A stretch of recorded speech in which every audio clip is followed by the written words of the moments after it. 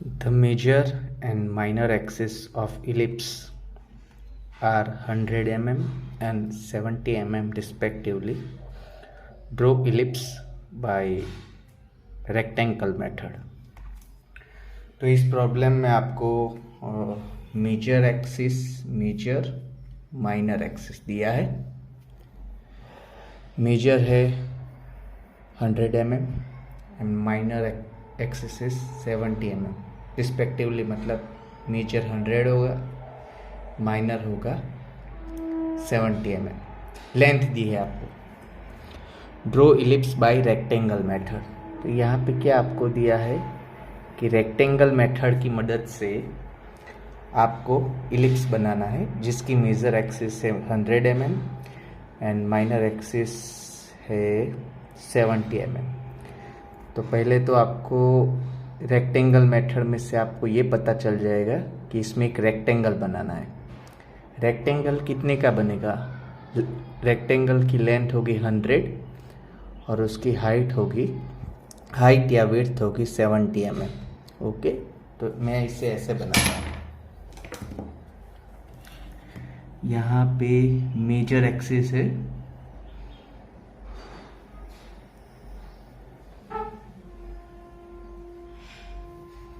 100 mm. Okay, यहाँ पे half कर दो, 50 mm पे हाफ कर दो. उसके बाद क्या है, जो ये माइनर एक्सिस है वो क्या 70 mm है.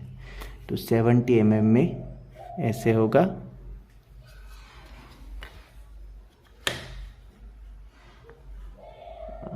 टोटल 70 mm है तो 35 उसका आधा होगा. 35 और यहाँ पे 35 तो टोटल हो जाएगा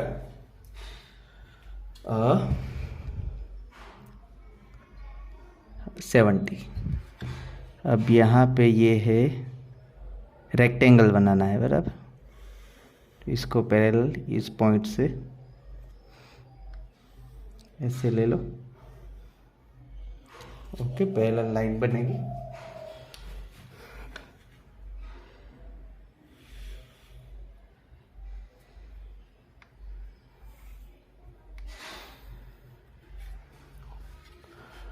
और यहाँ पे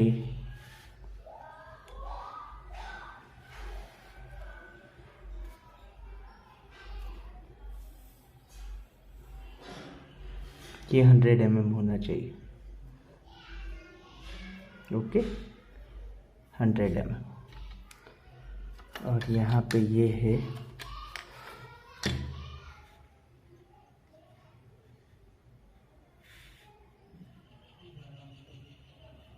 इस पॉइंट में से पास होना चाहिए.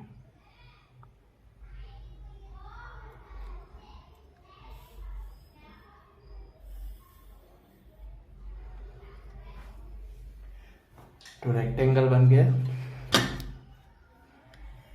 ये 70 होगा. ओके, 70 है और ये 100 होगा. तो आप डायरेक्टली भी बना सकते हो, ऐसा ज़रूरी नहीं कि ऐसे मैंने बनाया वैसे ही बनाना है. ये 100 का लेंथ ले लो.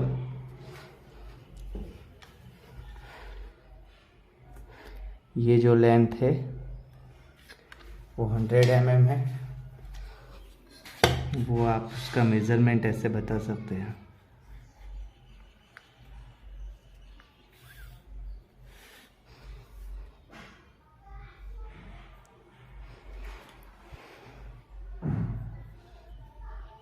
ये है 100 और ये 70 है. इसको मैंने इस साइड पे बता देता हूँ.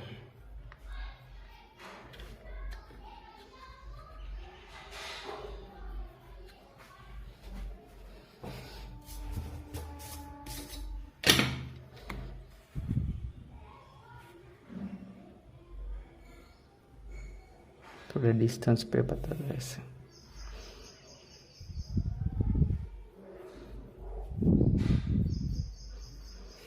ओके, तो 100 by 70 का रेक्टेंगल बना दो. और जहाँ पे ये दोनों एक्सिस मीट कर रही है उससे वो नाम दे दो। ओके, तो इतना बन गया। अब मेजर एक्सिस को मैं ए बी का, यहाँ पे ए लिख दो, यहाँ पे बी लिख दो।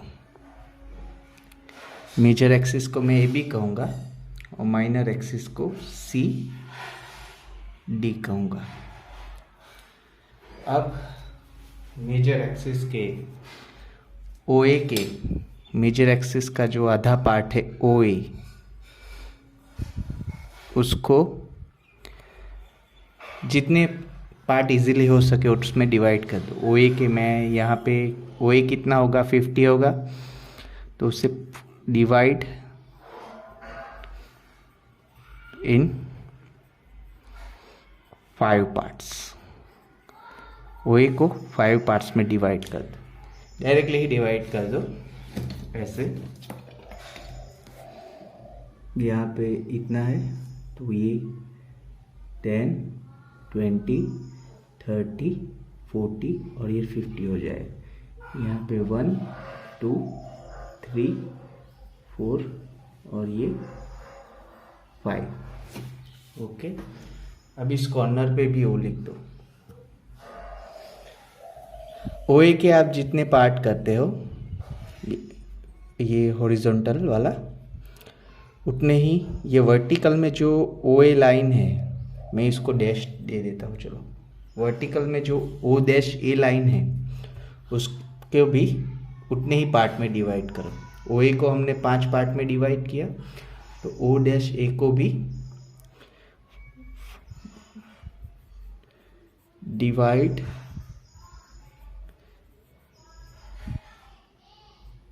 इन 5 पार्ट्स। यहाँ पे ओ ए के 5 भाग किए हैं, तो ओ डैश ए के भी 5 पार्ट का। अब ओ डैश ए कितना है, वो 35 है। 35/5 तो 7 होगा। तो 7 यहाँ पे ऐसे 7, 14, 21, this is 25, 28, ओके 28। तो यहाँ पे 1, 2, 3, 4 और 5 तो है ही। तो इसको भी 5 पार्ट में डिवाइड करो, मतलब जितने पार्ट ओ ए के करते हो उतने ही पार्ट ओ डैश ए के भी करो। समझ लो कि आप ओ ए के समझ लो 4 पार्ट करते हो, तो ओ डैश ए के भी उतने ही पार्ट करो। अब यहाँ इसे जोड़ दो, इन सब को, C1, C2, C3, C4। Okay, ऐसे जोड़ दो। अब D, यहाँ से D और यहाँ पे जो 1 है उसको यहाँ तक एक्सटेंड करो, C1 तक। तो यहाँ पे एक पॉइंट मिल जाएगा, उसे P1 नाम दे दो। પછી D2, D2 को C2 तक एक्सटेंड करो, तो उसे P2 नाम दे दो। D3 को C3 तक एक्सटेंड करो और उसे P3 नाम दे दो।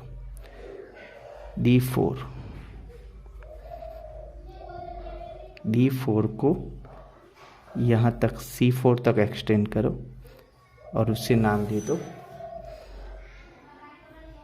P4।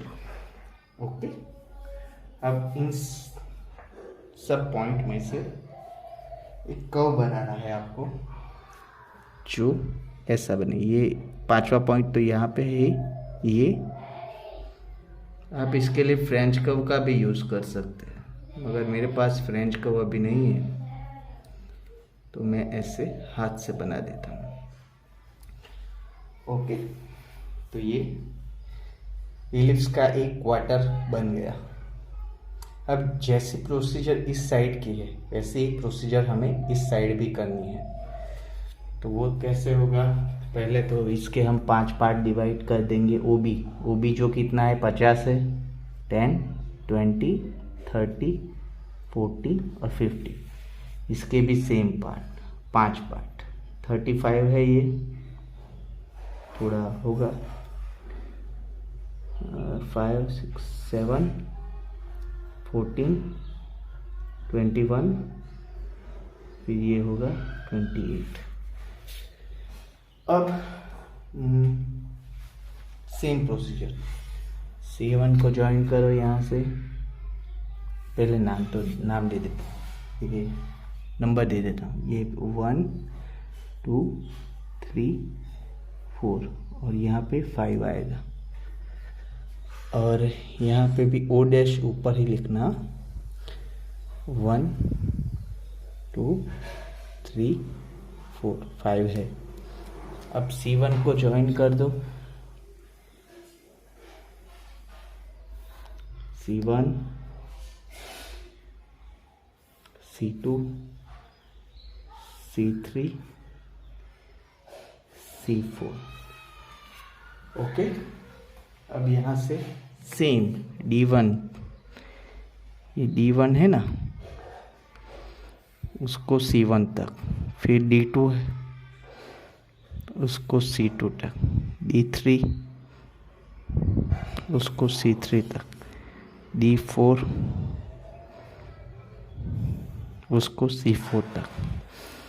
और ये है बाकी का, ये पॉइंट मिले तो इसे मैं P1 डैश, इसे मैं P2 डैश, इसे P3 डैश, इसे P4 डैश कह देता हूँ। अब इन पांचों के पांचों पॉइंट में से हमें कर्व बनाना है, बराबर। तो अभी देखो ये ऐसे आएगा,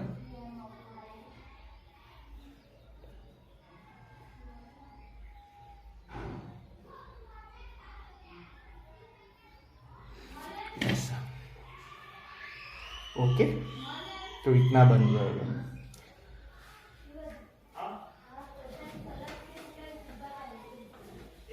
तो जो हाफ इलिप्स बन गया है, ऊपर का हाफ इलिप्स बन गया है। अब नीचे भी हमें बनाना है, तो उसके लिए हम क्या प्रोसीजर करेंगे, ये सारे point P1, P2, P3, P4, P1 dash, P2 dash, P3 dash, P4 dash, वो पॉइंट AB के जितने ऊपर है उतने ही नीचे AB के हो गए। तो मैं क्या करूँगा, ये ऐसे लेके इन सब पॉइंट में से वर्टिकल लाइन बना दूंगा।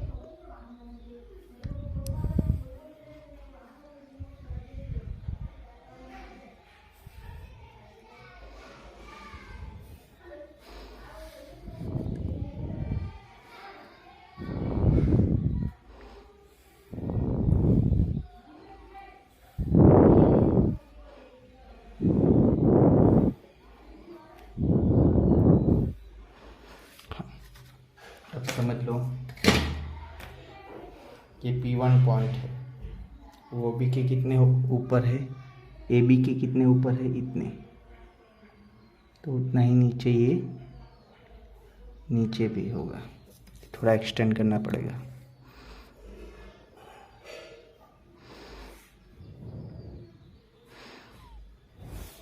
ओके, तो ये पॉइंट मिल गया।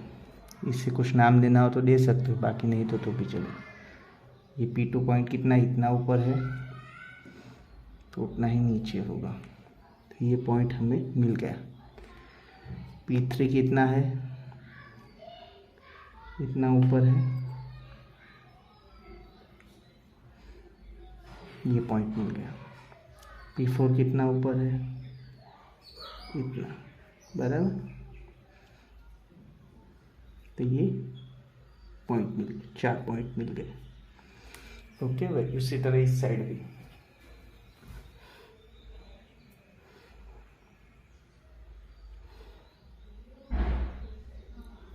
ये मिल गया पहला, P2 डैश यहाँ से लेना है, यहाँ से, तो ये दूसरा मिल जाएगा। P3 डैश यहाँ से लेना है, ये आ गया।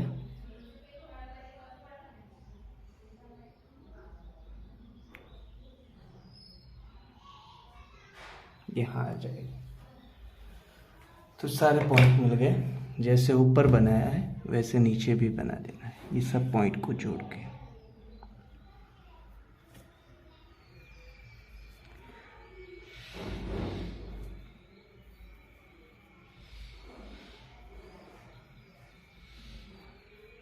ऐसे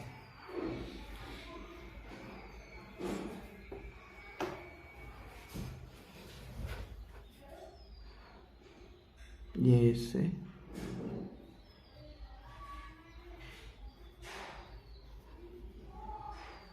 इलिप्स का शेप हमें पता चलना चाहिए, होना चाहिए कि इलिप्स ऐसा दिखता है।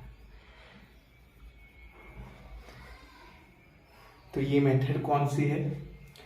रेक्टेंगल मेथड है। नीचे नाम लिख दो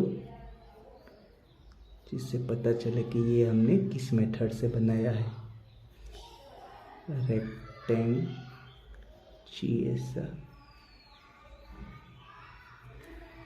रेक्टेंगल